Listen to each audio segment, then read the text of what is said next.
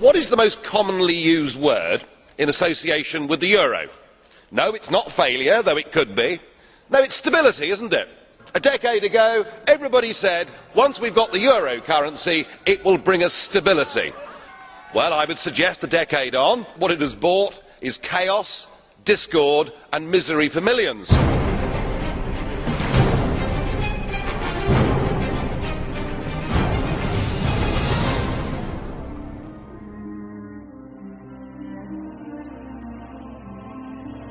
What's happened in the last week marks the beginning of the end. The markets are saying it already. Italian government bonds now yield 1% more than German or French issued government bonds. The markets are saying that economic and monetary union will not last. And I'm not surprised, because it never was an optimal currency zone. One interest rate could never fit all these different countries, and you've never had proper public support.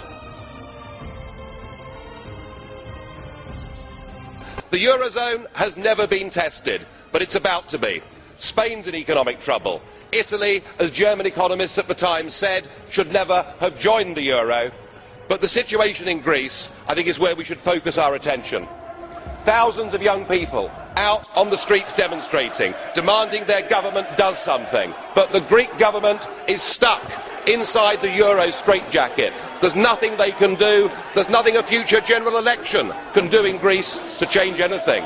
And when people have taken away from them the ability through the ballot box to determine their own futures, then I'm afraid that violence becomes the only logical alternative. What you've done with this euro is you have trapped people in an economic prison. You've trapped people in a Volkerkerker from which to get out. It will take great courage, it will take leadership, or possibly the inevitable economic meltdown. And jeer on if you like, but have you noticed that on the bond markets this morning, Greek bonds are trading 233 basis points higher than German bonds? Now, I know that most of you in this room won't even know what that means, and those that do will do your best to ignore it. You can go on if you want, burying your heads in the sand. You can ignore the markets if you want to, but in time the markets will not ignore you.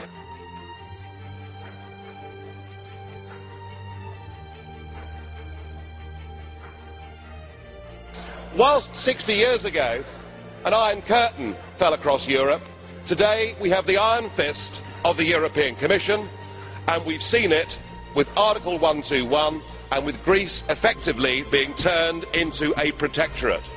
Poor Greece, trapped inside the economic prison of the euro. In 1968 we had the Brezhnev doctrine of limited sovereignty. Today we have shared values, we have ever closer European Union and pooled sovereignty, and that is what you've used. But of course it won't just be Greece, because the same is going to happen to Spain, to Portugal and to Ireland. 121 will be invoked with all of those. Mr Barroso, you said earlier we will stick to our course, and that means millions of people in Europe will be put through pain as you attempt to keep together this disastrous project that is the euro. It will fall to pieces, of that there can be no doubt.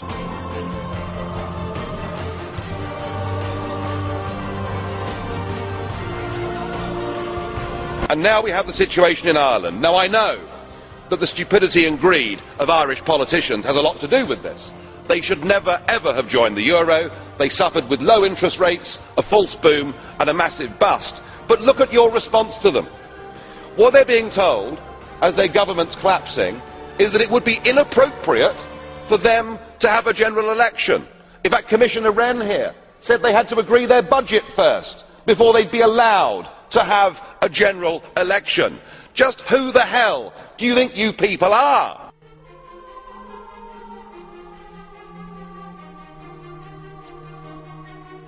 And yet the word stability still being used this morning. Mr Barroso used it, Mr Van Rompuy used it.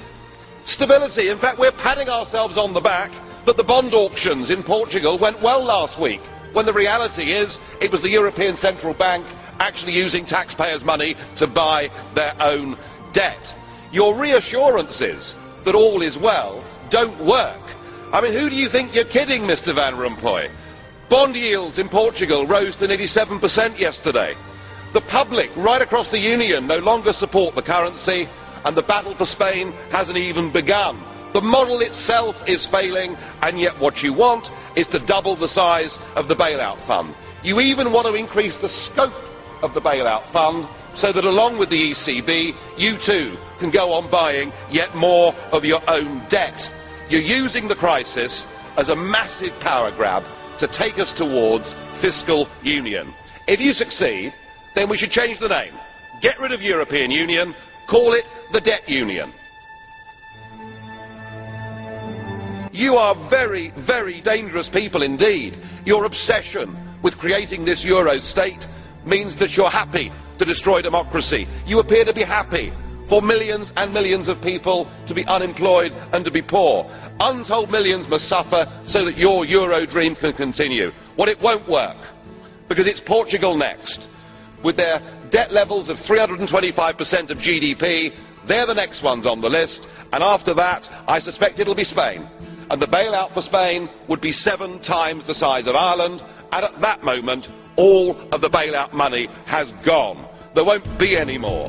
But it's even more serious than economics, because if you rob people of their identity, if you rob them of their democracy, then all they are left with is nationalism and violence. I can only hope and pray that the Euro project is destroyed by the markets before that really happens. Now, what you should be discussing at your summit on Friday is Portugal, because after the bailouts in Greece and Ireland, it's pretty obvious the markets are sending you all a message. Come in, number 3, your time is up. Portuguese bond yields on Monday hit 7.6%. You know that yourself. It was only at 7%, of course, when it got there, that Ireland had to be bailed out. We've also got, in April, a massive rollover of Portuguese debt, another 20 billion that has to be rolled over.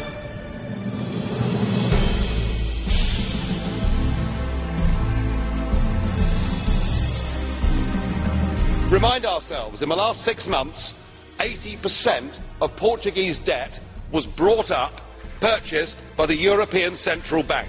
We cannot go on as a European Union buying our own debt.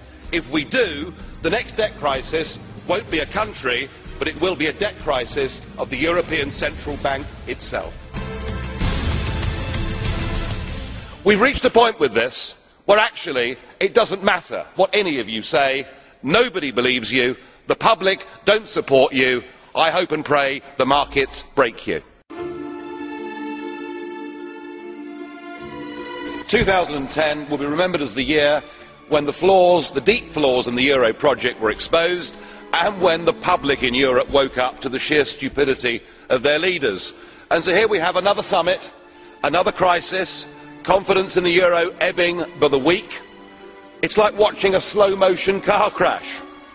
And now you want a permanent bailout mechanism. But I think the last week's going to prove to be the watershed moment for this entire European project. You see, the only way to stop countries acting in their own national interest is to take that power away from them. To form a Treasury Department there in Frankfurt that has power over tax and power over government spending. And indeed, I've heard some of the EU extremists this afternoon effectively call for that. But you've come back to us today, and now with the approval of Mr Sarkozy and Angela Merkel, you're the head of a new economic government for 500 million people. And you've launched your 10-year plan, your wish list. And I just wonder, have you remembered what happened to the last 10-year plan that was launched in 2000? It was launched in this Parliament to much acclaim. It was a total and utter crippling failure even before the global recession hit. And in fact, all centralised EU plans fail. Just look at the disastrous, ruinous common fisheries policy. And now your beloved euro has failed. It's failed politically at its first major hurdle. You weren't able to come up with a plan at that summit. You can't bail out Greece without the International Monetary Fund coming in to save, at least for the moment, your euro dream. And yet, Mr Van Rompuy, your plan seems to be we're losing, we're failing, let's have more of the same. let's have more Europe, let's have more failure. But it must be one thing or the other. It's either a full EU state that controls everything, or it is disintegration and back to national control.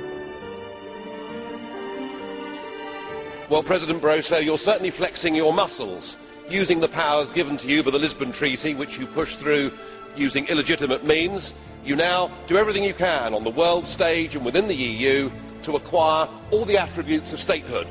And nowhere could that be more apparent than in your recent proposal for a direct tax to be levied by the European institutions on the peoples of this continent. Of course, in previous times there was a very successful independence movement that campaigned on the slogan of no taxation without representation. And you certainly, sir, are not a representative. We haven't voted for you and we can't remove you. So I think with this direct tax you actually made a mistake. Because what this euro is all about, it's about a political class imposing its will upon the peoples of Europe. Remember, only 2 countries had a referendum on the euro, Denmark and Sweden, and both of them said no. What we have before us here is the new government of Europe. A government that with the Lisbon Treaty now has enormous powers, not just a foreign minister and embassies, not just the ability to sign treaties, but the ability now to use emergency powers to literally take countries over. And yet what we've heard from the European Parliament big group leaders this morning is the demand that you take even more powers and do it even more quickly. And perhaps it's worth reminding ourselves that this treaty that gives this Commission these powers does not have democratic legitimacy in the European Union at all. You ignored referendums, you denied referendums, and you bullied the poor Irish into voting for a second time. Now I'm struck that the common denominator with this Commission is the sheer number of them that were communists or were very close to communism. Mr Barroso himself was a Maoist.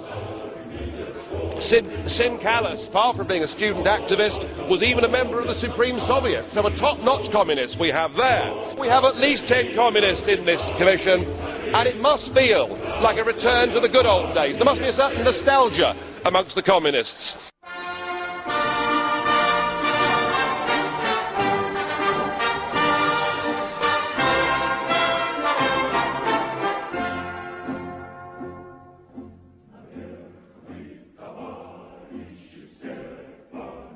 Do enjoy the 10th birthday of the euro, because I very much doubt you will be celebrating the 20th. What we've seen this morning has been reminiscent of the old Soviet times. Do you remember when the 5-year plans were announced to be successes, often before they were even launched, with much talk of record harvests and wonderful production figures for tractors? And I suppose, much like those days, we've been treated this morning to a succession of unelected, ageing bureaucrats telling us what a great success the whole thing's been. It's all delusional stuff. Just look around this chamber this morning. Just look at these faces. Look at the fear. Look at the anger. Poor old Barroso here looks like he's seen a ghost. You know, they're beginning to understand that the game is up. And yet in their desperation to preserve their dream, they want to remove any remaining traces of democracy from the system. And it's pretty clear that none of you have learned anything.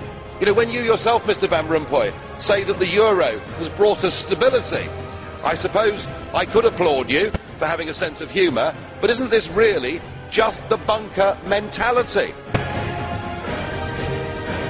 We need democratic solutions to this. If you go on pushing your extreme euro nationalism, this will lead to violence right across every member state in this union.